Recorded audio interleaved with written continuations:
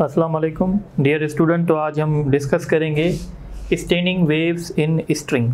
तो जैसे हमने कल डिस्कस किया था कि अगर हम एक स्ट्रिंग को दो फिक्स पॉइंट से टाइट कर दें और अगर हम इसको बीच में से डिस्टर्ब करें तो यहाँ पे एक स्टेनिंग वेव जो है वो जनरेट होगी। तो इस तरीके से आज हम पढ़ेंगे कि इस स्ट्रिंग वेव्स में हम कैसे स्टेनिंग वेव्स को क्रिएट कर सकते हैं और उसकी फ्रीक्वेंसी कैसे फाइंड कर सकते हैं। तो एक हमारे पास टर्म होता है हार्मोनिक और एक हमारे पास टर्म होता है ओवरटोन। सबसे पहले हम हार्मोनिक को समझना चाहेंगे। तो सबसे पहले हम बात करते हैं फंडामेंटल मोड की। फंडामेंटल मोड या हम इसको कहते हैं फर्स्ट हार्मोनिक। ठीक है, तो अगर हम स्ट्रिंग को मिडिल से अगर हम पल करके अगर हम इसको यहाँ से पल कर रहे हैं मिडिल से और अगर हम इसको रिलीज़ करेंगे कि तो ये स्ट्रिंग जो होगी वो एक लूप में वाइब्रेशन करेगी। जब स्ट्रिंग एक लूप में वाइब्रेशन करेंगी तो हम कहेंगे ये इसका सिंपलेस्ट मोड है, यानी इससे सिंपल और नहीं हो सकता है, यानी ये इसका फंडामेंटल मोड है। तो फंडामेंटल मोड जो होगा इसमें आप देख रहे हैं कि हमारे पास दो नोड होंगे और एक जो है एंटी नोड होगा। अगर हम फंडामेंटल मोड की तो पहली बात तो हमें ये लिखनी है इसमें लूप्स कितने बनेंगे, एक वन लूप होगा और इसमें दो जो हैं नोड्स होंगे एंड वन जो है एंटी नोड होगा। ठीक है, और हम कहाँ से इस स्ट्रिंग को पल करेंगे, string is pulped from middle से पल्प करेंगे। तो इस तरीके से वाइब्रेशन होंगे। अगर हम इसकी फ्रीक्वेंसी फाइंड करना चाहें तो बेसिकली फ्रीक्वेंसी का फार्मूला होता है स्पीड डिवाइडेड बाय वेवलेंथ। और यहाँ पे अगर आप वेवलेंथ देखेंगे तो ये जो पूरी जो लेंथ की स्ट्रिंग की जो लेंथ है वो एल है और इस एल में जो है वो दो नोड बन रहे हैं और दो नोड के बीच में जो फासला होता है वो लैम्डा बाय 2 होता है। इसका मतलब है यहाँ पे जो वेवलेंथ होगी वो 2L के बराबर होगी। तो वेवलेंथ 2L के बराबर होगी और अगर हम फ्रीक्वेंसी फाइंड करना चाहें तो फ्रीक्वेंसी V/2L के बराबर होगी, क्योंकि हम लैम्डा की जगह फ्रीक्वेंसी का फार्मूला होता है V/लैम्डा और लैम्डा की जगह हम 2L रख सकते हैं। अब हम डिस्कस करेंगे फर्स्ट ओवरटोन। फर्स्ट ओवरटोन, ठीक है, या हम इसको सेकंड हार्मोनिक भी कहते हैं। ठीक है, फर्स्ट ओवरटोन या सेकंड हार्मोनिक का मतलब क्या है, देखें ओवरटोन का मतलब होता है फ्रीक्वेंसी को बढ़ाना। जब हम फ्रीक्वेंसी एक हमारे पास लोएस्ट फ्रीक्वेंसी है, जब हम लोएस्ट फ्रीक्वेंसी से ऊपर करेंगे तो हम इसको कहेंगे ओवरटोन। ठीक है, ओवरटोन मींस फ्रीक्वेंसी बढ़ाना। फर्स्ट ओवरटोन मतलब ये हमारी पहली कोशिश है कि हम फ्रीक्वेंसी को बढ़ाएं और जो फर्स्ट ओवरटोन होगा वो सेकंड हार्मोनिक। सेकंड हार्मोनिक का मतलब क्या होता है, हार्मोनिक एक सीरीज होती है। ये देखें एक सीरीज है 3, 6, 9, 12, 15। तो हम कहेंगे इसको कि ये हार्मोनिक सीरीज है। क्यों? क्योंकि जो दूसरा नंबर बन रहा है वो पहले नंबर से कुछ मल्टीप्लाई करके बन रहा है। जैसे अगर हम देखें कि भाई 3 के साथ अगर हम 2 मल्टीप्लाई कर दें तो 6 हो जाएगा, 3 के साथ अगर हम 3 मल्टीप्लाई करें तो 9 हो जाएगा, 3 के साथ अगर हम 4 मल्टीप्लाई करें तो 12 हो जाएगा। यानी जो नेक्स्ट नंबर हमें मिलेगा वो किसी एक मखसूस नंबर से मल्टीप्लिकेशन के बाद मिलेगा। तो हम कहते हैं ये हार्मोनिक सीरीज होती है। इस तरीके से जब आप इसमें फ्रीक्वेंसी बढ़ाने की कोशिश करेंगे ना तो जो नेक्स्ट फ्रीक्वेंसी होगी ना वो फंडामेंटल फ्रीक्वेंसी के डबल होगी, इसीलिए हम इसको कहते हैं सेकंड हार्मोनिक। इसी तरीके से जब हम थर्ड हार्मोनिक की फ्रीक्वेंसी कैलकुलेट करेंगे तो वो फंडामेंटल से 3 मरतबा ज़्यादा होगी। अब सेकंड हार्मोनिक कैसे क्रिएट करेंगे, तो सेकंड हार्मोनिक क्रिएट करने के लिए मैं क्या करूँगा, ये जो स्ट्रिंग है पहले मैं इसको पल्क कर रहा था 1-2 से, अब मैं इसको पल्क करूंगा 1-4 से। जब मैं इसको 1-4 से पल्क करूंगा ना तो ये स्ट्रिंग ऐसे वाइब्रेशन करने लगेगी, यानी अब ये स्ट्रिंग 2 लूप्स में वाइब्रेशन करने लगेगी। तो इसलिए हम कहेंगे कि सेकंड हार्मोनिक में कितने लूप्स बन रहे हैं? 2। तो 2 लूप्स होंगे इसमें। और अगर हम बात करें किसकी, नोड की, तो इसमें 3 नोड होंगे, ठीक है। सो 3 नोड्स।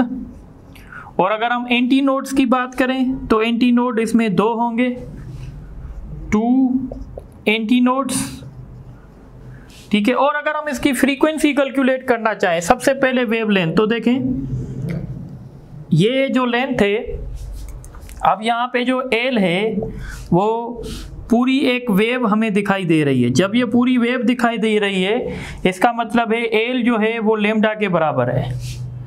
अगर आप इसको कंपेयर करवाएंगे, ये हमारी फर्स्ट फंडामेंटल वेवलेंथ थी, तो फंडामेंटल वेवलेंथ से अगर हम कंपेयर करवाएं तो मैं क्या कर रहा हूं, ये जो हमारी वेवलेंथ है ये सेकंड हार्मोनिक की वेवलेंथ है, तो सेकंड हार्मोनिक की वेवलेंथ 2 के एल के बराबर हो गई। अगर मैं इसे 2 डिवाइड भी करूं, मल्टीप्लाई भी करूं, तो आप इसको केयरफुली देखें, ये 2L क्या था, 2L फर्स्ट हार्मोनिक की वेवलेंथ थी। तो इसका मतलब है अब ये सेकंड हार्मोनिक की वेवलेंथ जो है वो 2 टाइम्स कम हो गई है। तो इसलिए इसको मैं ऐसे भी लिख सकता हूं, 2 यानी सेकंड हार्मोनिक की जो वेवलेंथ होगी वो होगी फर्स्ट हार्मोनिक की वेवलेंथ डिवाइडेड बाय 2, यानी वेवलेंथ कम हो जाएगी। अगर आप फ्रीक्वेंसी की बात करेंगे तो फ्रीक्वेंसी v अपॉन लेमडा, और लेमडा का वैल्यू यहाँ पे जो है वो 2L अपॉन 2 है, तो ये 2 ऊपर जाके मल्टीप्लाई करेगा 2V अपॉन 2L। अगर आप इसको केयरफुली देखेंगे तो ये क्या है, तो ये फर्स्ट हार्मोनिक की वेवलेंथ है, तो फर्स्ट हार्मोनिक की सारी फ्रीक्वेंसी है। तो फर्स्ट हार्मोनिक की फ्रीक्वेंसी आप देखें, यानी फर्स्ट हार्मोनिक की फ्रीक्वेंसी देखें V अपॉन 2L है, और सेकंड हार्मोनिक की फ्रीक्वेंसी देखें 2V अपॉन 2L है। इसका मतलब है फ्रीक्वेंसी बढ़ गई है, यानी हम लिख सकते हैं F2 is equal to 2 into F1। और इसलिए हमने स्ट्रिंग को कहाँ से पल्क किया था, string is plucked at 1/4 from, string is plucked at 1/4 from one end, यानी 1/4 से हमने इसको पल्क किया था। इसी तरीके से अब हम बात करेंगे सेकंड ओवरटोन की, यानी हम फ्रीक्वेंसी को और बढ़ाना चाहते हैं। जब हम सेकंड ओवरटोन की बात करेंगे तो हमारे पास जो हार्मोनिक बनेगा वो थर्ड हार्मोनिक होगा, ठीक है। अब वो कैसे बनेगा, तो थर्ड हार्मोनिक तब बनेगा जब हम इसी स्ट्रिंग को 1/6 से डिस्टर्ब करेंगे। सपोज करें ये आपका हो गया, ये आपका है 1/2 यानी मिडिल, ये है आपका सपोज करें 1/4, या ये यहाँ पे, ठीक है, या ऐसे कर लेते हैं, ये इस तरीके से हम इसको करते हैं भाई, ये इसका 1/4 हो गया, ये हो गया 1/6, ठीक है। तो जब हम 1/6 से इसको डिस्टर्ब करेंगे तो अब ये ऐसे वाइब्रेशन करने लगेगी। जब ये ऐसे वाइब्रेशन करने लगेंगी तो इसका मतलब है इसमें 3 लूप्स बनेंगे। इसको मैं दोबारा ड्रा कर लेता हूँ, यानी वही हमारे पास स्ट्रिंग होगी, पर अब इस स्ट्रिंग को हम कहाँ से डिस्टर्ब करेंगे। सपोज करें ये इसका हो गया मिडिल, फिर मिडिल का आधा, इस तरीके से ये हमने इसको 1/6 से डिस्टर्ब किया। तो अब इसमें 3 लूप्स बनेंगे, एक लूप्स ये बनेगा, दूसरा लूप ये बनेगा, और तीसरा लूप ये बनेगा, यानी थर्ड हार्मोनिक में 3 लूप्स बनेंगे, 3 लूप्स बनेंगे। और अगर आप इसमें नोट देखें 1 2 3 4, तो इसमें 4 नोट बनेंगे। और अगर एंटी नोट देखें 1 2 3, तो 3 इसमें एंटी नोट बनेंगे, ठीक है। इस तरीके से अगर आप वेवलेंथ की बात करना चाहें तो ये देखें, यहाँ से लेकर यहाँ तक ये λ/2, यहाँ से लेकर यहाँ तक लेमडा अपॉन 2 और यहाँ से लेकर यहाँ तक लेमडा अपॉन 2, यानी ये जो लेंथ होगी lambda upon 2 plus lambda upon 2 plus lambda upon 2, अगर आप इसको सम करेंगे 3 लेमडा अपॉन 2 हो जाएगा। अगर आप लेमडा का कैलकुलेशन करें तो ये हो जाएगा 2l अपॉन 3, और ये जो वेवलेंथ है वो थर्ड हार्मोनिक की है, इसलिए इसको लेमडा 3 लिखूंगा।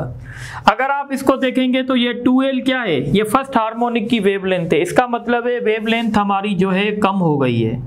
इसको लिख सकते हैं lambda 3 is equal to lambda 1 divided by 3, ठीक है, यानी वेवलेंथ हमारी कम हो जाएगी। सेकंड हार्मोनिक की वेवलेंथ फर्स्ट से कम होगी और थर्ड हार्मोनिक की वेवलेंथ सेकंड से कम होगी। इस तरीके से हमने हार्मोनिक्स थर्ड हार्मोनिक की स्टडी कर ली।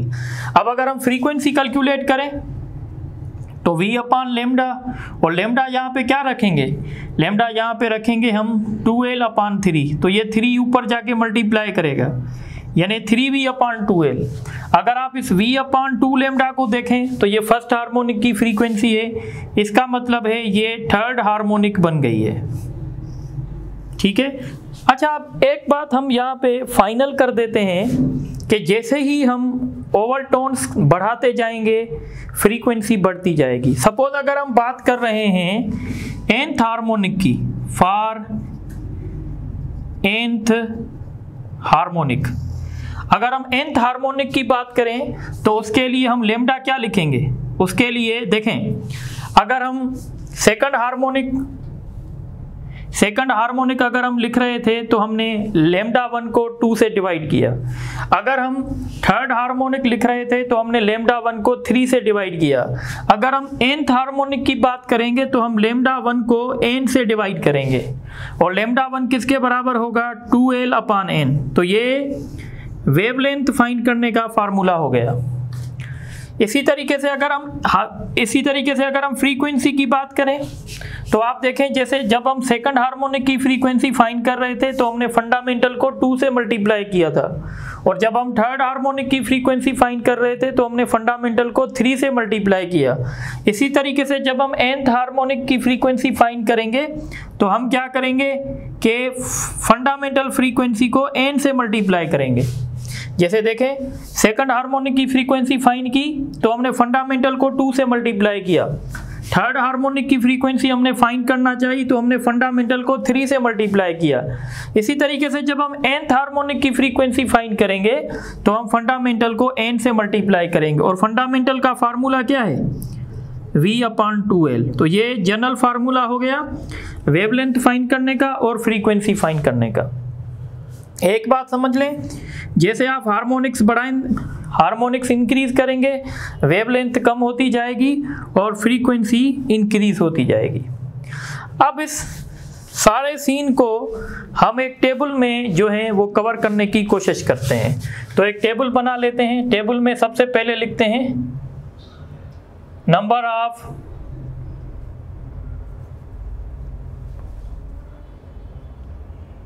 ऑफ हार्मोनिक, उसके बाद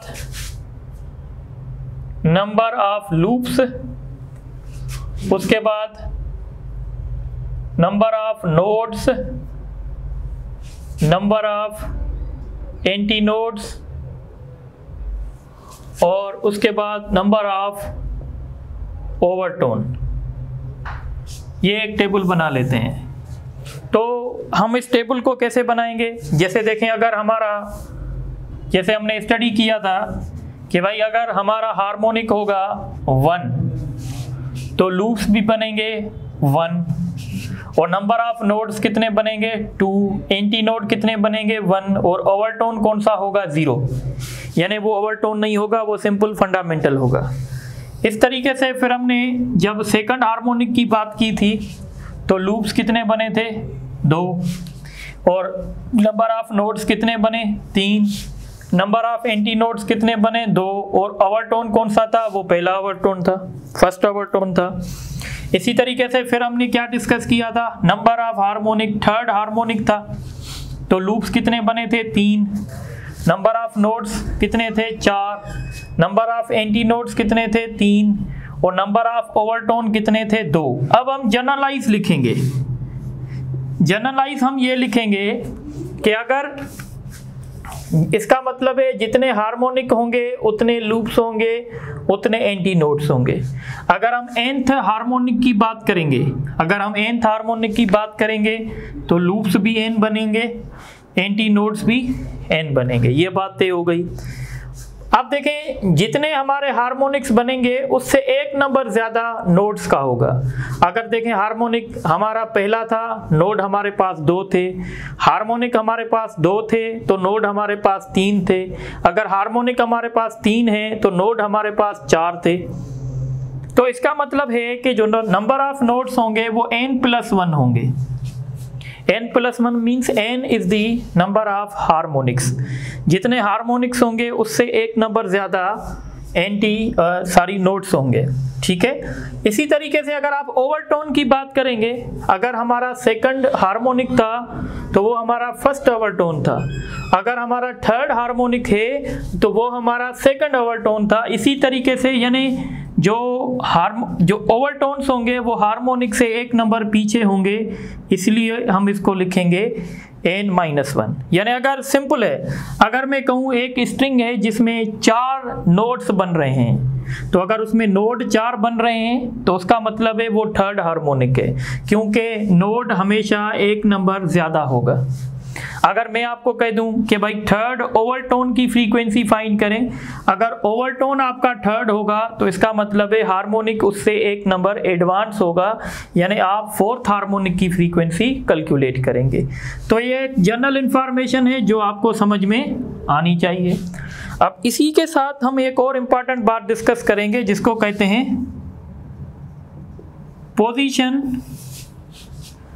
पोजीशन ऑफ nth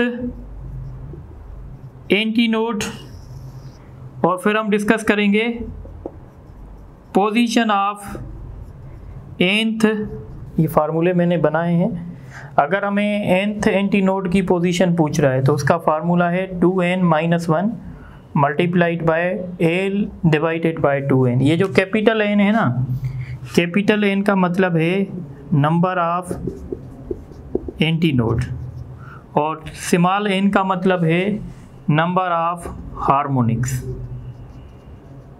इस तरीके से अगर हमसे nth नोड की पोजीशन पूछ रहा है तो उसका फार्मूला है n-1 multiplied by l divided by n। Suppose करें, अगर हम एक एग्जांपल कंसीडर करते हैं, हमारे पास 10 सेंटीमीटर, या ऐसे समझें हमारे पास 10 सेंटीमीटर की एक लेंथ है, एक हमारे पास स्ट्रिंग है, और हमने उसमें 4 हार्मोनिक क्रिएट किए हैं। ठीक है। जब हम उसमें 4 हार्मोनिक क्रिएट करेंगे तो उसमें नोट कितने बनेंगे? 5। और आपसे पूछा गया है कि फोर्थ नोड की पोजीशन बताओ, तो आप ये वाला फार्मूला यूज़ करेंगे, x = n-1। फोर्थ नोड की पूछ रहा है तो ये कैपिटल n है, 4-1, और लेंथ आपको दी गई है 10 और छोटा n आपको दिया गया है 4, तो ये हो जाएगा 3, और इसका वैल्यू होगा 2.5, तो ये हो जाएगा 7.5। देखें ना, ये हम ऐसे कर सकते हैं। तो ये एक नोड, दूसरा नोड, तीसरा, चौथा, और ये आपका यानी ये 5th नोड। लूप्स कितने होंगे? 1, 2, 3 और 4 लूप्स हो गए। अब आपसे कौन सी पोजीशन, यानी अगर आप इसको 4 हिस्सों में डिवाइड कर दें तो ये 2.5, ये भी 2.5, ये भी और ये भी। अब ये फर्स्ट नोड है, ये सेकंड नोड है, ये थर्ड है, ये फोर्थ है। अगर आप यहाँ से काउंट करें 2.5 + 2.5 कितना होगा? 5 + 2.5 कितना होगा? 7.5, और हमारी फार्मूले से भी रिजल्ट वही आई। इसी तरीके से अगर आप यहाँ से आपसे पूछते हैं find the position of third anti node, तो थर्ड एंटी नोड कहाँ बनेगा? ये फर्स्ट, ये सेकंड, ये थर्ड। तो आप फाइंड कर सकते हैं इस फार्मूला से। 2n, n की जगह 3 रखेंगे, l की जगह 10, 2 × 4, तो ये हो जाएगा 6 में से एक माइनस होगा 5, और ये 2.5 होगा, 2.5 का आधा 1.25, इसको मल्टीप्लाई करेंगे तो 7.25 यानी यहाँ होगा। तो इस तरीके से आप किसी भी नोड की और एंटी नोड की पोजीशन को फाइंड कर सकते हैं। ये नोट करें तो फिर आगे डिस्कस करते हैं।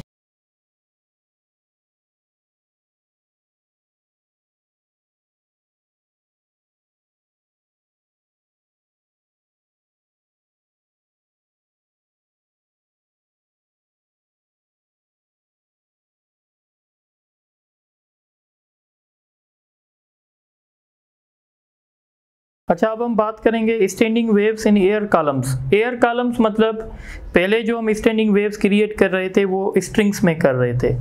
जो स्टैंडिंग वेव स्ट्रिंग्स में होंगी वो ट्रांसफर वेव होंगी, और जो स्ट्रिंग वेव्स एयर कॉलम्स में क्रिएट होंगी वो जो है लॉन्गिट्यूडनल वेव होगी। एयर कॉलम से मुराद है हमारे पास एक ऑर्गन पाइप्स होते हैं, जैसे आपने शहनाई सुना होगा, जब किसी की शादी वगैरह होती है तो शहनाई वहाँ पे चलती है। तो बेसिकली शहनाई एक किस्म का ऑर्गन पाइप है, और हम इस ऑर्गन पाइप में स्टैंडिंग वेव्स क्रिएट करते हैं जिससे हमें साउंड सुनाई देता है।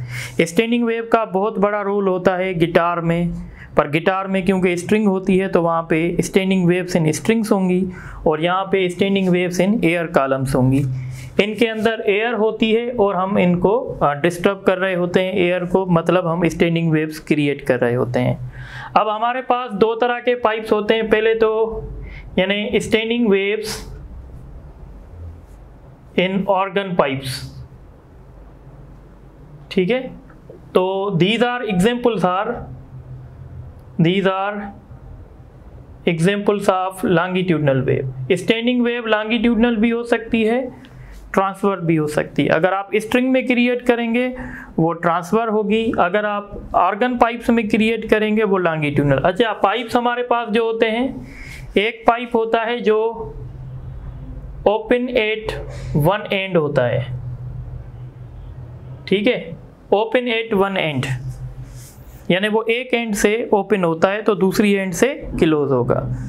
जब हमारे पास ऐसे पाइप हों जो एक एंड से ओपन हो तो उसमें हम जो हैं वो सिर्फ और सिर्फ जो हैं हम उसमें ऑड हार्मोनिक्स क्रिएट कर सकते हैं, उसमें इवन हार्मोनिक्स क्रिएट नहीं होती हैं।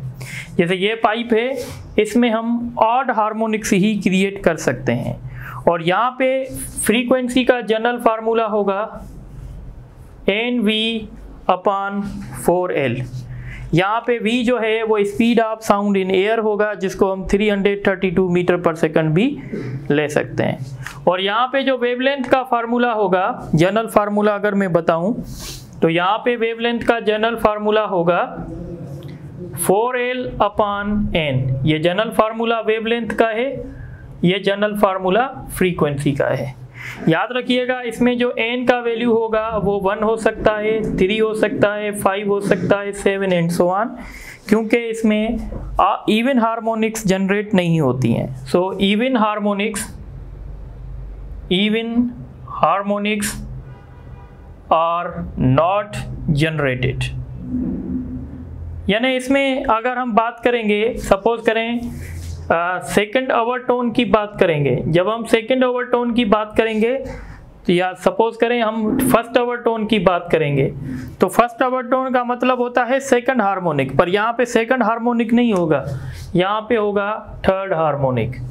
इस तरीके से जब हम सेकंड ओवरटोन की बात करेंगे तो सेकंड ओवरटोन से अब देखें, एक हमारे पास बनेगी first harmonic, third harmonic, fifth harmonic, 7। ये कहलाएगा हमारा फर्स्ट ओवरटोन, क्योंकि नेक्स्ट हायर फ्रीक्वेंसी, ये उससे भी नेक्स्ट हायर फ्रीक्वेंसी यानी सेकंड ओवरटोन, ये उससे भी नेक्स्ट हायर फ्रीक्वेंसी यानी थर्ड ओवरटोन। तो इस तरीके से हम ये डिस्कस करेंगे, ठीक है। तो याद रखिएगा, इसमें इवन हार्मोनिक्स जनरेट नहीं होंगी। और दूसरे पाइप्स होते हैं जिसको कहते हैं ओपन एंड्स पाइप, यानी जो पाइप दोनों एंड से ओपन होते हैं या दोनों एंड से क्लोज भी हो सकते हैं। तो उस केस में इसको कभी कभी ऐसे भी लिखते हैं, क्लोज एंड पाइप, ठीक है ना। तो जब ओपन एंड पाइप होगा, इसमें फार्मूला वही होगा जो फार्मूला हमने स्ट्रिंग के लिए पढ़ा था, V/2L, और यहाँ पे वेवलेंथ का फार्मूला भी वही होगा 2L/N। और इसमें हम इवन हार्मोनिक्स भी जनरेट कर सकते हैं, ऑड भी कर सकते हैं। तो यहाँ पे n का वैल्यू 1 भी हो सकता है, 2 भी, एंड सो ऑन। तो याद रखिएगा, ओपन एंड पाइप्स में दोनों किस्म की हार्मोनिक्स जनरेट हो सकती हैं, पर जो ओपन एंड होगा उसमें सिर्फ और सिर्फ इवन हार्मोनिक्स जनरेट नहीं होंगी, सिर्फ ऑड हार्मोनिक्स जनरेट होंगी। तो आप इनको नोट करें तो फिर हम इन पे एमसीक्यूज करते हैं। अच्छा, अब ये मैंने कुछ एमसीक्यूज लिखे हैं जो आपकी बहुत हेल्प कर सकते हैं। A string is tied between two ends and plucked from 1/6 from the one end and release. A standing wave is produced. Find the number of notes. देखें, अगर आप 1-2 से करेंगे तो ये फर्स्ट हार्मोनिक होगा, 1-4 से करेंगे तो सेकंड, 1-6 से करेंगे तो ये थर्ड। अगर थर्ड हार्मोनिक है, मैंने बताया था हार्मोनिक्स जितने होंगे उससे एक नंबर ज़्यादा जो होंगे वो नोट्स होंगे। तो थर्ड हार्मोनिक है, इसका मतलब है इसमें 4 नोड होंगे।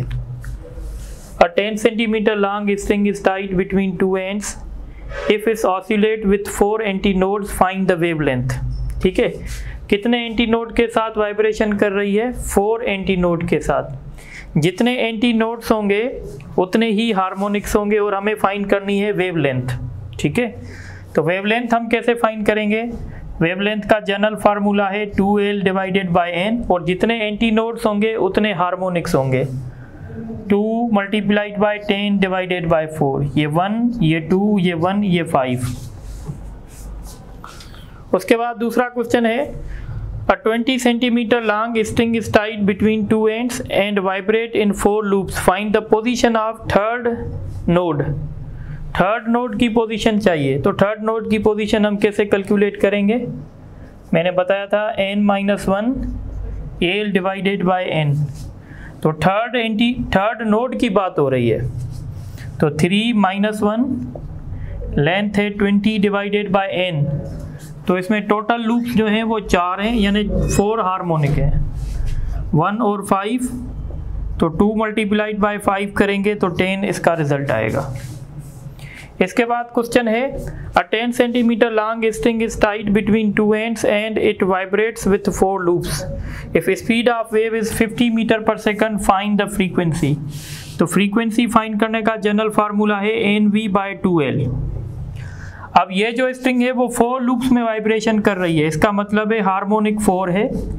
स्पीड हमें 100 दी जा रही है और लेंथ इसकी 10 सेंटीमीटर मीन 0.1 है। डेसिमल कैंसिल करेंगे, ऊपर 0 आएगा 1 टाइम और 2 टाइम, तो ये 200 हर्ट्ज हो जाएगा। इसका ऑप्शन बी होगा। उसके बाद क्वेश्चन है, A string of 12 cm long is tied between two ends and vibrate with 4 nodes. Find the wavelength. अगर 4 नोड हैं तो ये फिफ्थ हार्मोनिक, तो ये थर्ड हार्मोनिक होगा। और वेवलेंथ फाइंड करने का फार्मूला होता है 2L divided by n। Length इसकी है 12 डिवाइडेड बाय 3, क्योंकि अगर इसमें 4 नोड हैं तो ये थर्ड हार्मोनिक होगा। 1 और 4 को 2 से मल्टीप्लाई करेंगे 8 हो जाएगा। तो इसका एक ऑप्शन डाल दें, और ऑप्शन है ना 8 सेंटीमीटर। ठीक है, तो ये इसका ऑप्शन सही होगा। इसी तरीके से आप इसको देख लें, फिर इंशाल्लाह नेक्स्ट लेक्चर में कुछ और डिस्कस करेंगे। Thank you very much.